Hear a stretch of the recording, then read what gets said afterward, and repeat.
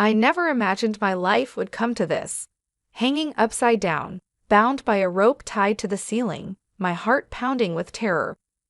My husband's cold smile as he shaved my head told me everything I needed to know. He had no mercy left, and I was truly trapped. In that moment, I knew that if I didn't escape, both my life and my child's would be lost, and I had to find a way out, no matter the cost. My name is Nora, and I'm 30 years old. I work as an office assistant in Portland, Oregon, and if you'd asked me a year ago where I thought I'd be today, I wouldn't have been able to answer. Life has a funny way of throwing curveballs, and I've learned that the hard way. I'm not proud of everything that's happened, but I think it's important to share my story, even the dark parts, because I want to remind myself that I survived. It all started 7 months ago, after I ended a relationship that I thought would last forever. I had been with Tony for almost 3 years, and I thought he was the one. We talked about everything: marriage, kids, the future, but somewhere along the way, I lost myself in the relationship. When he left, I was devastated. I felt like I was floating, untethered, with raw emotions that I didn't know how to handle. I threw myself into work, but it didn't help. Nothing helped. Then there was my grandmother, Emma. She's been a constant presence in my life. She helped raise me, and we've always been close. But recently, her health had been slipping. Parkinson's disease, they said. It wasn't just the tremors or the stiff movements. It was her mind. It was like watching someone slowly fade away, piece by piece. Taking care of her wasn't easy. It meant early mornings and late nights. I loved her dearly, but there were days when I was just so tired. I was alone in it. I didn't want to burden anyone else with my struggles, but it was becoming too much to carry. That's when Lucy stepped in. Lucy's my best friend, and we've known each other since we were kids. She's a nurse, and when she saw how overwhelmed I was, she didn't hesitate. "Nora, you need help, professional help," she said one evening when she came over to check on me. I remember exactly how she looked as she said it, her brows furrowed with worry, arms crossed. "You're not okay, and you can't keep pretending you are." I wasn't sure. I mean, how could anyone else understand? But Lucy was right. I was at a breaking point, and I couldn't keep it together much longer. She suggested I see someone. "I know a good doctor, Dr. Max. He's been treating your grandma for a while. Maybe he can help you too." I agreed hesitantly. I wasn't sure about talking to a stranger, but Lucy's insistence made me think maybe I didn't have a choice. The following week, I met with Dr. Max. He was in his early 50s, well respected in his field, and had a kind demeanor. The first thing that struck me was how calm he was. He had a soft, soothing voice that made everything feel less overwhelming. His office was inviting, filled with soft lighting and calm decor, creating an atmosphere that put me at ease. "So, Nora," he said, sitting across from me on a chair, "what brings you here today?" I remember how hard it was to even get the words out. My chest felt tight, and I could barely breathe, but somehow Dr. Max's calm presence allowed me to speak. "I don't know where to start," I said, shaking my head. "Everything just feels off. My grandmother, Tony, I just feel lost, like I don't know who I am anymore." He nodded, listening intently, his eyes filled with compassion. "It sounds like you're carrying a lot, and it's perfectly okay to seek help with that. We can work through this together." I didn't know it then, but that meeting marked the start of something that would change my life for better and for worse. I began seeing Dr. Max regularly, and over time, I started to feel like I could breathe again. He wasn't just a doctor, he was a source of support. Talking to him felt like unloading a burden I had carried for too long. I began feeling more like myself, and for the first time in months, I started thinking that maybe things would get better. Dr. Max was always there, patient and understanding. As the weeks passed, he offered not just professional guidance, but personal support as well. He'd ask about my grandmother, my job, how I was coping. It didn't feel like therapy anymore. It felt like a friendship. I found myself looking forward to our meetings, even though they were often difficult at first. It felt good to talk to someone who genuinely cared about my well-being. Then, about a year into my sessions, Dr. Max invited me to dinner. He said it was to catch up outside the office to discuss my progress. I hesitated, feeling that it was a bit strange for a doctor to invite me out, but I decided to go. We met at a nice restaurant downtown, and I remember how comfortable I felt with him. Over dinner, we talked about everything: work, family, life in general. It didn't feel like a therapy session anymore. It felt like two people getting to know each other. He made me laugh, and I realized that I hadn't laughed in a long time. After that dinner, things started to change between us. I don't think either of us planned it, but our connection deepened. We started seeing each other outside of our usual sessions, and before long, I realized that I had developed feelings for him. He was kind, caring, and everything I thought I needed. He told me that he had feelings for me too, and when he asked me to marry him, I didn't hesitate. For the first time in a long time, I believed my life was turning around, that I had finally found happiness. Little did I know, I was about to step into something I couldn't escape, something that would change everything. But that's a story for another time, and believe me, it's one I never saw coming. I guess I should have known something was off. Looking back, it's so clear, but at the time, I was blinded by love and relief. When you've been through so much, it's easy to fall for the first person who makes you feel seen again. Dr. Max, or Max, as I came to call him, seemed to be everything I needed. He understood me in ways that no one else did, and for the first time in a long while, I felt like I mattered. We got married after a whirlwind romance. I never expected to meet someone like him, especially after everything I'd been through. The wedding was small but beautiful. My grandmother, Emma, was there, though I could see the disease taking its toll on her more than ever that day. Parkinson's had a firm hold on her, but she still managed to smile, and it meant the world to me that she could be there. The first few months after the wedding were blissful. I felt like I had finally found balance. I still took care of Emma, but Max was always there, offering support. I truly believed that I had found someone who cared about me, who loved me. But as time passed, the cracks began to show, slowly at first, but enough to make me uneasy. It started with small things. At first, he would ask me to stay home more, telling me I didn't need to work. "You're stressed enough with your grandmother, Nora," he'd say. "Let me take care of you. You deserve to relax." I was hesitant at first, but he kept reassuring me that it was for the best. He said it would give me more time to care for Emma and that I didn't need the added pressure of a job. I agreed, thinking, what harm could it do? But soon it became a routine. I'd wake up, stay home, make him breakfast, clean the house, and wait for him to come home. What started as a nice change soon turned into isolation. Max began making comments about my friends, especially Lucy.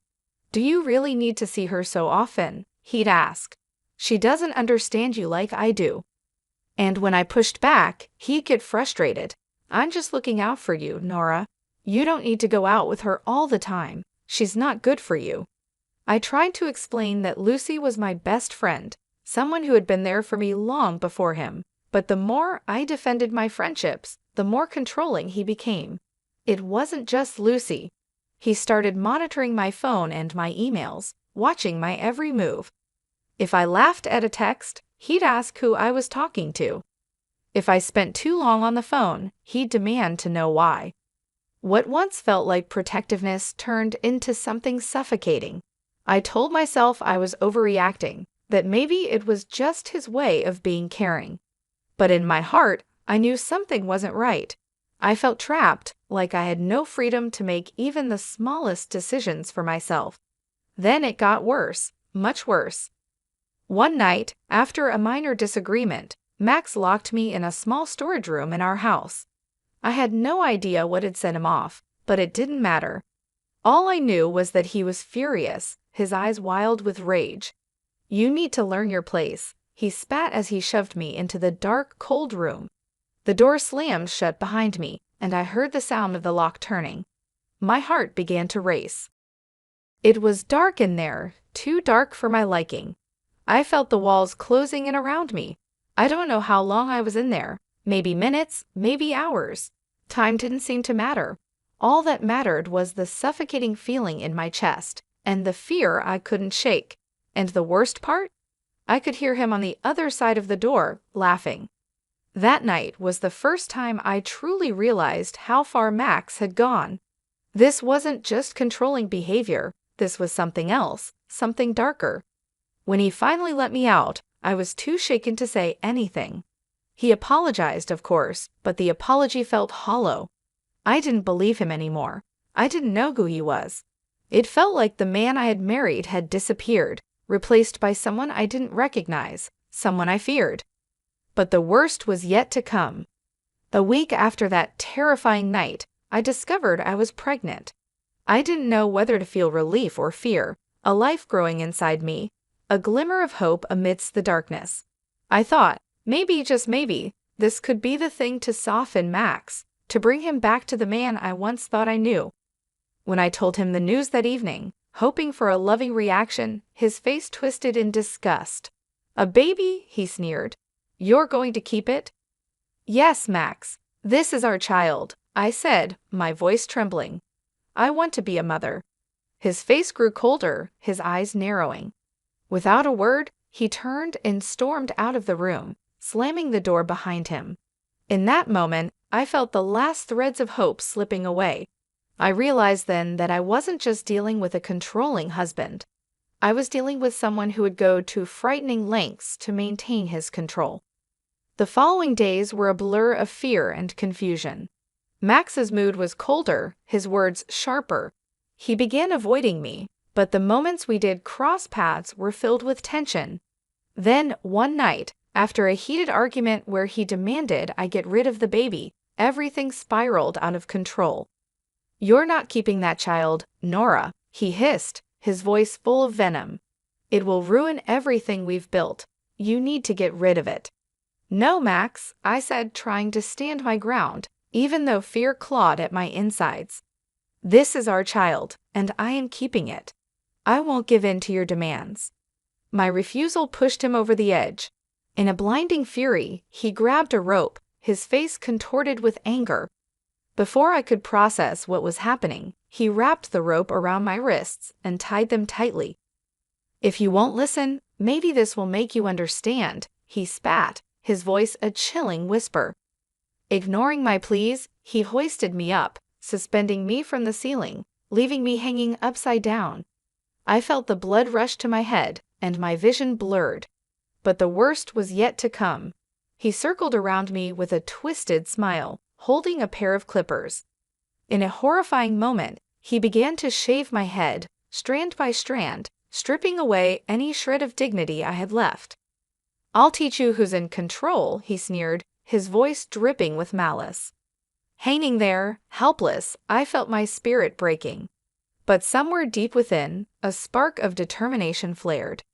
I told myself I had to survive this, for my baby, for myself. I could not let him take everything from me. When he finally left, I was too weak to move, too shaken to cry. But that spark of determination remained. I knew then that I couldn't stay. I had to find a way out of this nightmare. The next morning, after Max left for work, I knew this was my chance. I reached out to my cousin Mike, a private investigator and someone I had always trusted. My hands shook as I texted him, explaining everything as briefly as I could. Moments later, my phone rang. "Nora, what's going on?" Mike's voice was filled with concern. I took a deep breath, feeling a rush of relief just hearing his voice. "It's Max, Mike. He's not who I thought he was. He's controlling, abusive. Last night, My voice caught, but I forced myself to continue. "He tied me up and shaved my head. He wants me to get rid of the baby." There was a long pause, and I could feel Mike's shock over the line. "Nora, you need to get out of there. This isn't safe. I'll help you. We'll get you out." With Mike's support, I began a plan to escape. He guided me on how to gather evidence of Max's abuse. Over the following days, I quietly recorded his rants, captured photos of my bruises, and documented everything I could. Every piece of evidence became a small but significant step toward freedom. Max's controlling behavior only intensified as he sensed something shifting. He monitored my movements more closely, his eyes constantly watching, filled with suspicion. But I played along, pretending to be compliant, even as my resolve grew stronger. One evening, when Max's anger flared again, I discreetly recorded the entire interaction, his voice filled with venom as he threatened me. "You think you can leave me, Nora," he snarled. "You're nothing without me. You'd be helpless out there." His words only fueled my determination.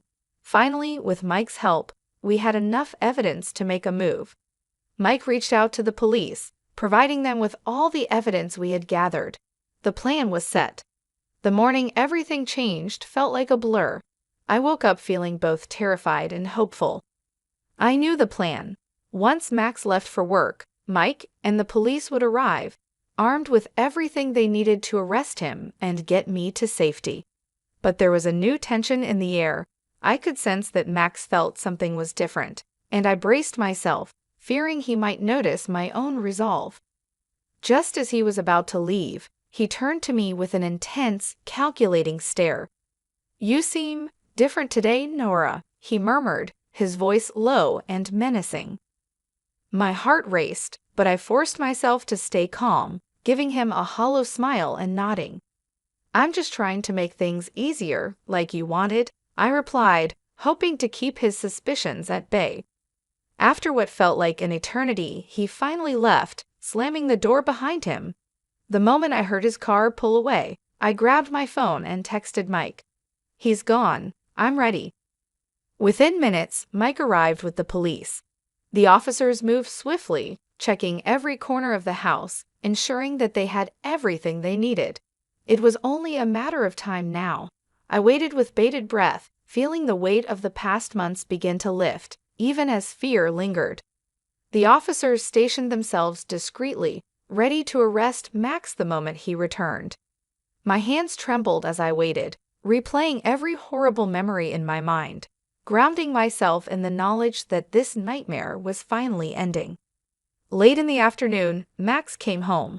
The second he stepped through the door, he froze, spotting the officers.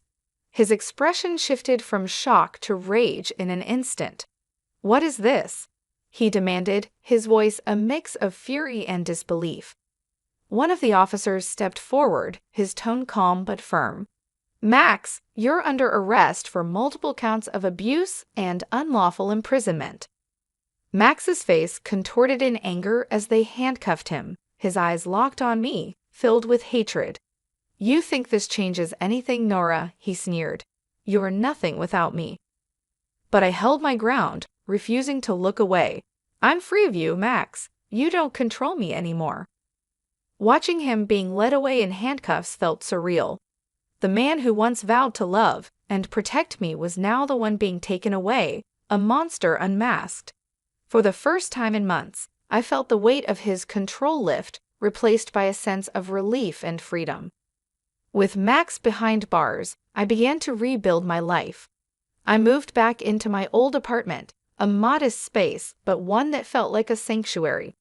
Each day, I took small steps toward reclaiming the life I had lost, focusing on my health and the life growing inside me. The process wasn't easy. Some nights, memories of Max's cruelty haunted me, but I reminded myself of the strength it took to escape. A few months later, I gave birth to my daughter, a beautiful reminder of resilience and hope. Holding her in my arms felt like finally stepping out of a long, dark tunnel into the warmth of the sun. She became my motivation to keep moving forward, to build a life free of fear and filled with love. Meanwhile, the legal battle against Max unfolded in court. With the overwhelming evidence Mike and I had collected, there was no escape for him. Witnesses testified, including my cousin Mike and even Lucy, who described the drastic changes she had seen in me after marrying him. The recordings, photos, and witness accounts painted a vivid picture of Max's abuse. After weeks of testimony, the judge handed down his sentence.